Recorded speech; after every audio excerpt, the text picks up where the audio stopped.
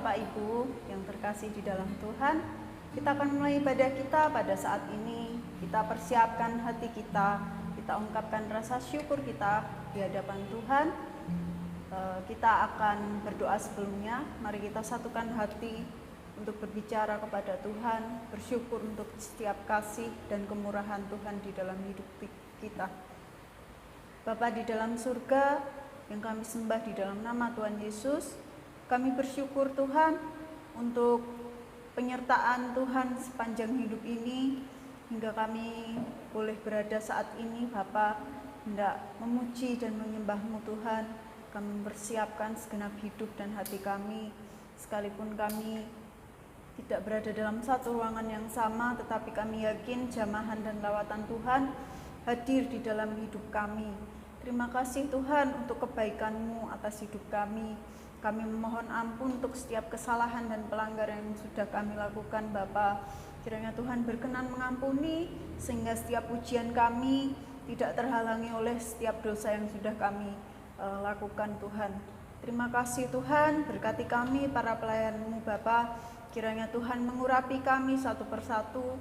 Biarlah apa yang kami persembahkan hanya untuk kemuliaan nama Tuhan saja. Berkati jemaat-Mu yang berada di rumah masing-masing. Tuhan jamah, Tuhan lawat dengan penuh sukacita, dengan roh api. Biarlah mereka boleh memuji dan menyembah Tuhan dengan segenap hati mereka. Terima kasih Bapa, kami menyerahkan waktu selanjutnya ibadah kami dari awal hingga akhirnya nanti ke dalam tangan-Mu yang penuh kuasa. Di dalam nama Tuhan Yesus kami sudah berdoa. Haleluya, amin. Sebab karena kemurahan Tuhan kita boleh ada sampai saat ini.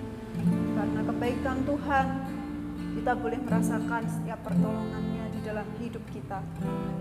Kita akan pujikan oleh karena kemurahan Tuhan.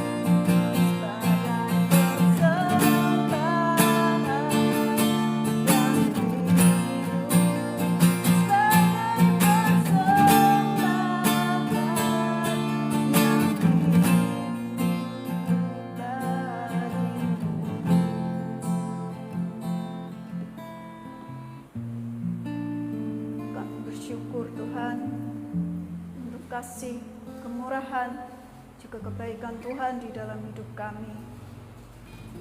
Kami bersyukur dan kami mempersembahkan segenap hidup kami sebagai persembahan yang hidup bagi Tuhan. Biarlah hidup kami hanya senantiasa untuk memuliakan nama-Mu saja, Bapa. Sebentar kami akan merenungkan sebagian dari firman-Mu. Tuhan, bajak hati kami, biarlah firman-Mu boleh tertanam, bertumbuh, berbuah. Biarlah kami boleh menjadi pelaku-pelaku firman-Mu. Banyak orang boleh menjadi percaya akan kebenaran-Mu, Bapa, mengikut Engkau, dan kami boleh menerima mahkota yang sudah Tuhan janjikan kepada kami. Kami menyerahkan waktu selanjutnya kepada-Mu, Tuhan. Tuhan, mengurapi hamba-Mu yang akan menyampaikan firman-Mu, mengurapi setiap jemaat-Mu yang dengan setia mendengar firman-Mu, Bapa. Terima kasih, Tuhan. Kami rindu lawatan dan jamahan Tuhan. Di dalam nama Tuhan Yesus kami sudah berdoa. Haleluya. Amin. Shalom Bapak Ibu Saudara yang dikasihi Tuhan. Kita akan kembali merenungkan kebenaran firman Tuhan. Kiranya berkat Tuhan senantiasa melimpah dalam hidup kita. Meskipun kita sudah lama tidak berjumpa secara langsung, tetapi saya harap berkat Tuhan tetap kita rasakan melalui firman-firman Tuhan yang selama ini kita dengarkan. Dan kali ini saya akan bawakan firman Tuhan yang diambil dari Lukas 17 ayat 11 sampai 19. Lukas 17 ayat 11 sampai 19. Demikian firman Tuhan. Ke-10 orang kusta dalam perjalanannya ke Yerusalem yang menyusur perbatasan Samaria. Saya ulangi, ayat 11. Dalam perjalanannya ke Yerusalem, Yesus menyusur perbatasan Samaria dan Galilea. Ketika ia memasuki suatu desa, datanglah 10 orang kusta yang menemui dia. Mereka tinggal berdiri agak jauh dan berteriak, "Yesus, Guru, kasihanilah kami." Lalu ia memandang mereka dan berkata, "Pergilah, perlihatkanlah dirimu kepada imam-imam." Dan sementara mereka di tengah jalan, mereka menjadi tahir.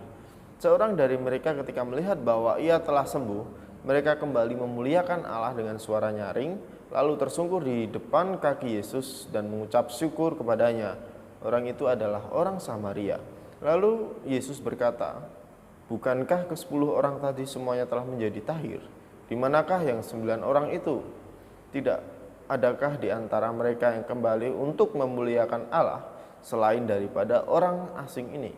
Lalu ia berkata kepada orang itu, "Berdirilah dan pergilah, imanmu telah menyelamatkan engkau." Ya, demikian firman Tuhan. Ya, sebuah cerita yang sudah tidak asing lagi bagi kita. Bapak Ibu Saudara, sebelum kita pelajari lebih jauh lagi, setiap orang, bukan setiap orang, tetapi kita seringkali menjumpai ada 2 tipe anak Tuhan yang datang, dan ini adalah tipe yang tidak baik. Yang pertama, tipe yang tidak baik yang pertama adalah dia hanya datang kepada Tuhan ketika dia merasa dalam kesulitan atau dia mengalami kesulitan, merasa butuh bantuan dari Tuhan, maka dia datang kepada Tuhan. Itu tipe yang pertama. Dan tipe yang kedua, tipe yang tidak baik juga tidak kalah tidak baik gitu ya. Jadi tipe yang kedua adalah dia hanya datang kepada Tuhan ketika dia mendapat berkat gitu. Sedangkan ketika dia mendapat masalah, dia justru lari dari Tuhan. Yang pertama tadi, ketika dia dapat berkat, dia lupa. Ya, tapi kalau dia ada masalah, dia datang kepada Tuhan gitu ya. Jadi 2 tipe ini sama-sama tidak benar. Dan kali ini kita akan belajar bersama bagaimana seharusnya sebagai anak Tuhan kita datang kepada Tuhan. Kapan kita harus datang kepada Tuhan? Ya. Kalau 10 orang kusta tadi, kita mau belajar dari kisah ini, semuanya disembuhkan oleh Tuhan. Tidak seorang pun yang terlewat sebenarnya. Tidak seorang pun yang tidak Tuhan sembuhkan, tetapi semuanya sembuh. Akan tetapi hanya satu yang kembali kepada Yesus ketika dia sudah sembuh. Nah, dari sini kita akan belajar bagaimana kita harus datang kepada Tuhan. Ya. Yang pertama, ketika kita mau datang kepada Tuhan, datanglah dengan penuh pengharapan kepada Tuhan. Ya. 10 orang kusta ini tadi semuanya memiliki pengharapan yang luar biasa kepada Tuhan. Mereka semua berbondong-bondong 10 orang kusta ini untuk menghampiri Yesus, bahkan berteriak-teriak ketika masih jauh gitu ya, minta disembuhkan. Karena Tuhan Yesus pada waktu itu memang sudah terkenal, dia sanggup menyembuhkan segala macam penyakit, dan tidak mustahil kalau orang kusta ini juga mendengar hal itu, mendengar cerita itu tentang siapa Yesus, apa yang dimiliki oleh Yesus, kuasa yang dimiliki Yesus. Mereka pasti mendengar. Dan ketika dia melihat Yesus lewat di daerah situ, maka mereka histeris, teriak-teriak, minta pertolongan. Karena bagi mereka itu adalah sebuah kesempatan yang baik, sebuah pengharapan yang luar biasa. Siapa tahu saya bisa sembuh, seperti itu ya. Itu pengharapan yang dimiliki oleh orang kusta ini. Mereka mempunyai pengharapan kepada Yesus untuk mereka menjadi tahir, untuk mereka menjadi sembuh. Ketika kita datang kepada Tuhan, kita juga harus memiliki pengharapan yang sama, keyakinan yang sama bahwa Tuhan sanggup menolong kehidupan kita. Bahwa Tuhan sanggup berkuasa dalam kehidupan kita. Maka kita datang dengan penuh pengharapan dan juga keyakinan. Itu yang pertama ini saya sampaikan. Kalau 10 orang kusta ini mereka datang dengan keyakinan penuh, ya, dengan pengharapan yang penuh, sehingga supaya mereka bisa disembuhkan. Sehingga mereka teriak-teriak luar biasa ketika Tuhan Yesus lewat di daerah situ. Dan akhirnya benar, mereka disembuhkan oleh Tuhan Yesus. Kita harus tahu bahwa penyakit kusta ini penyakit yang dianggap penyakit kutukan gitu ya. Ketika zaman dulu ya, zaman Alkitab, ketika orang menderita sakit kusta, orang selalu berpikir bahwa itu adalah kutukan dari Tuhan. Orang selalu berpikir bahwa itu adalah akibat dosa yang dia perbuat ya. Dan kenapa cerita ini ditulis oleh Lukas? Lukas juga ingin menyampaikan bahwa di samping Tuhan Yesus itu berkuasa atas sakit penyakit fisik ya, yang diderita oleh manusia secara fisik, tetapi Tuhan Yesus berkuasa atas dosa gitu ya. Kenapa ini ditekankan berkali-kali di dalam Injil? Tuhan Yesus menyembuhkan orang sakit kusta. Karena ketika Tuhan Yesus menyembuhkan sakit kusta, berarti bukan hanya dia bisa menyembuhkan penyakit itu, tetapi dengan kata lain, Tuhan Yesus juga mematahkan kuasa dosa. Itu makna yang terkandung di dalamnya seperti itu. Jadi penyakit kusta pada waktu itu memang dianggap penyakit yang diakibatkan dosa, dan tidak seorang pun yang sanggup menyembuhkannya. Dan ketika Yesus sanggup menyembuhkannya, kita harus tahu bahwa kuasa Tuhan luar biasa. Bukan hanya menyembuhkan sakit penyakit, tetapi kuasa Tuhan juga dapat mengampuni dosa, dapat menuntaskan dosa, dapat menyelesaikan dosa yang kita perbuat. Gitu ya. Sehingga kita tidak punya hutang lagi dengan Tuhan, seperti itu ya. Maka kuasa Tuhan pantas. Sudah sepantasnya kita berharap kepada kuasa Tuhan. Seperti 10 orang kusta ini, mereka sudah benar, mereka berharap kepada Tuhan. Mereka antusias datang kepada Tuhan, minta pertolongan Tuhan, itu sudah benar dan itu pas. Ketika kita berada dalam masalah, ketika kita mengalami pergumulan yang berat, dan ketika kita datang kepada Tuhan, itu hal yang benar. Tetapi ketika ada masalah dan kita datang kepada orang lain, kepada saudara kita yang kita anggap mungkin mampu, kita datang kepada mungkin paranormal, atau kita datang kepada orang-orang yang kita anggap bisa menyelesaikan masalah kita, itu kurang benar. Bahkan salah kalau kita mengandalkan kuasa-kuasa kegelapan apalagi gitu ya. Salah besar ketika kita datang mengandalkan manusia, salah. Karena seharusnya sebagai orang percaya, ketika kita ada masalah, ketika ada persoalan, yang harus kita cari pertama kali adalah Tuhan. Ketika ada sesuatu yang kita inginkan, ketika ada sesuatu yang kita harapkan, pertama yang kita datangi adalah Tuhan. Kita harus minta kepada Tuhan, bukan kepada yang lain. Percayalah bahwa kuasa Tuhan sanggup memberikan. Berharaplah kepada Tuhan. Ketika kita datang kepada Tuhan, poin pertama yang harus kita miliki adalah pengharapan dan keyakinan kepada Tuhan. Itu yang pertama. Lalu yang kedua, coba kita lihat di ayat 15 sekali lagi. Seorang dari mereka ketika melihat bahwa ia telah sembuh, kembali sambil memuliakan Allah dengan suara nyaring. Iya. Yang kedua, Bapak Ibu Saudara, yang harus diperhatikan ketika kita datang kepada Tuhan, yang kedua adalah rasa syukur yang kita bawa kepada Tuhan. Makanya di depan saya katakan ada dua tipe yang tidak baik, orang percaya yang tidak sikapnya kurang tepat, yaitu dia hanya datang ketika ada berkat, atau dia hanya datang ketika ada masalah. Padahal kedua-duanya kita harus datang kepada Tuhan. Entah kita dalam masalah, entah kita dalam berkelimpahan berkat, kita harus selalu datang kepada Tuhan. Nah, yang kedua ini yang harus kita tanamkan, ini juga hal yang merupakan menjadi vital, menjadi hal yang penting untuk kita miliki, yaitu rasa syukur kepada Tuhan.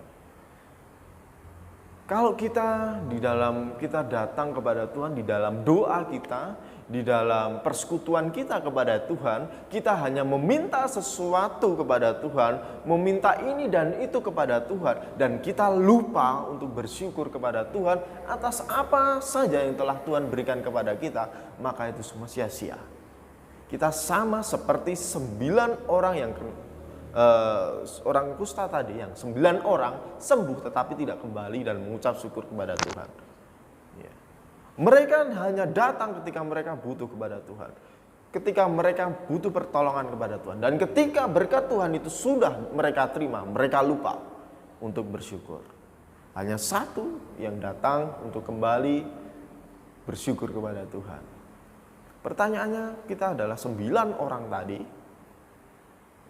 yang lupa bersyukur, ataukah kita salah satu dari orang yang disembuhkan dan dia kembali kepada Tuhan Yesus untuk bersyukur? Ya. Mari kita renungkan secara pribadi. Ketika kita menerima berkat, ketika kita menerima segala sesuatunya, apakah kita bersyukur kepada Tuhan? Ataukah kita justru lupa bahwa itu semua berkat dari Tuhan? Atau kita seringkali berpikir, oh ini semua karena hasil kerja keras saya, ini semua karena usaha saya sendiri. Jangan sampai itu terjadi dalam kehidupan kita. Dua hal yang ini menjadi hal yang penting ketika kita datang kepada Tuhan. Ketika kita datang kepada Tuhan, yang harus pertama kita miliki adalah kita harus memiliki pengharapan dan keyakinan kepada Tuhan. Lalu yang kedua, kita harus memiliki rasa syukur. Ya. Ini menjadi hal yang penting. Jangan sampai kita hanya minta dan minta, tetapi kita lupa bersyukur. Karena dua hal ini menjadi hal yang penting dalam kehidupan kita sebagai orang-orang percaya. Dan harus kita tahu bahwa orang yang sakit kusta tadi, yang satu orang dan kembali kepada Yesus, itu adalah orang Samaria, dikatakan di situ. Orang Samaria adalah orang yang dikenal sebagai orang asing, dianggap sebagai orang yang berdosa, karena bukan lagi keturunan Yahudi yang asli seperti itu. Tetapi justru mereka melakukan firman Tuhan. Kita anak-anak yang dipilih seharusnya lebih dalam melakukan firman Tuhan. Sebagai anak pilihan Tuhan, kita harus hidup seperti apa yang Tuhan mau. Seperti yang firman Tuhan katakan. Kita harus mau bersyukur, kita harus mau berharap kepada Tuhan. Jangan berharap kepada kemampuan kita sendiri, tetapi berharaplah kepada kuasa Tuhan. Dan jangan lupa bersyukur. Amin. Kita berdoa. Terima kasih Tuhan atas firman-Mu pada saat ini. Kiranya firman Tuhan yang singkat ini boleh menjadi berkat dan kekuatan bagi kami semua. Jadikan kami sebagai anak-anak Tuhan yang senantiasa berharap kepada Tuhan, bahkan senantiasa bersyukur atas setiap berkat-berkat Tuhan yang telah Tuhan curahkan dalam kehidupan kami. Kami semua mengucap syukur ya Bapa atas kebenaran firman-Mu. Kiranya Tuhan senantiasa memberkati kami. Hanya di dalam nama Tuhan Yesus kami berdoa dan mengucap syukur. Haleluya. Amin. Jemaat yang terkasih di dalam Tuhan, kita sudah mendengarkan firman Tuhan. Kiranya melalui firman yang Tuhan yang sudah disampaikan kepada kita, kita boleh semakin dikuatkan, semakin diteguhkan untuk setia mengikut Tuhan. Bahkan kita akan memenangkan banyak jiwa sebab Tuhan adalah kekuatan kita sepanjang hidup kita. Nama Tuhan senantiasa dipermuliakan. Kita akan mengakhiri ibadah kita. Kita akan memujikan satu pujian. Kita siapkan hati kita. Kita akan pujikan Roh Kudus hadir di sini.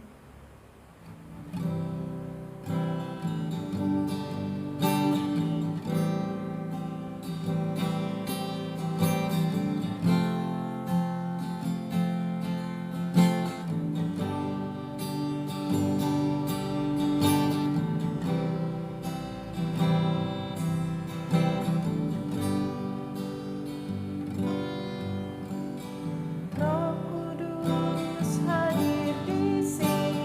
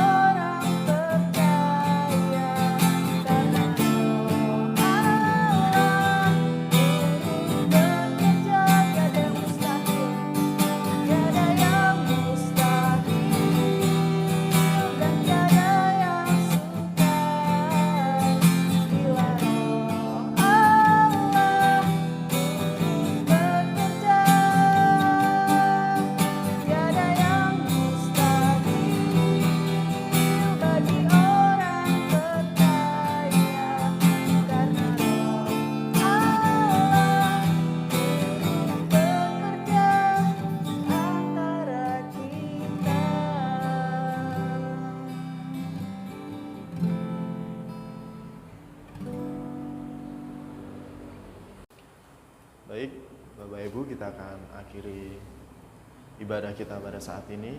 Kita tundukkan kepala, kita akan datang kepada Tuhan. Tuhan Allah Bapa kami yang bertata dalam kerajaan surga, kami mengucap syukur atas kesempatan yang indah pada saat ini kami boleh bersekutu dengan-Mu. Kiranya melalui persekutuan kami ini boleh berkenan di hadapan-Mu, boleh memuliakan nama-Mu ya Bapa. Kami berdoa untuk setiap jemaat yang mengikuti persekutuan ini, kiranya Tuhan senantiasa memberkati, Tuhan senantiasa mencurahkan kuasa-Mu, berkat-berkat-Mu senantiasa jemaat Tuhan rasakan di dalam setiap kehidupan mereka semua.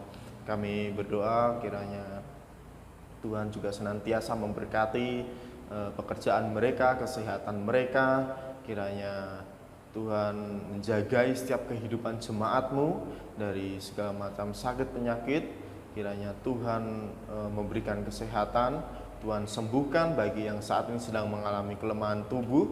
Kiranya Tuhan nyatakan kuasa-Mu di dalam jemaat kami semua. Kami berdoa untuk bangsa dan negara kami. Kiranya Tuhan senantiasa memberkati bangsa kami, pulihkan bangsa kami atas wabah penyakit yang saat ini melanda bangsa kami. Kiranya kuasa Tuhan nyata atas bangsa kami, sehingga bangsa kami boleh dipulihkan oleh karena-Mu ya Bapa. Kami berdoa untuk setiap pemerintahan yang ada, kiranya Tuhan campur tangan dalam bangsa kami. Kami berdoa untuk gereja-Mu yang kami layani, kiranya Tuhan memberkati, Tuhan senantiasa menyertai, Tuhan campur tangan dalam setiap program yang ada. Kiranya melalui program yang sudah dibuat, sudah disusun, itu semua boleh menjadi kemuliaan nama-Mu dan boleh menjadi berkat bagi kami semua. Kami berdoa ya Bapa, untuk persembahan yang sudah kami kumpulkan, kiranya Tuhan senantiasa berkenan atas setiap persembahan kami, dan kiranya Tuhan berkenan memberkati setiap tangan-tangan yang sudah mempersembahkan hartanya kepada-Mu. Kami berdoa ya Bapa, kami akhiri ibadah kami pada saat ini. Kiranya berkat Tuhan senantiasa ada di dalam setiap kehidupan kami, mulai saat ini sampai selama-lamanya. Hanya di dalam nama Tuhan Yesus kami berdoa, haleluya, amin.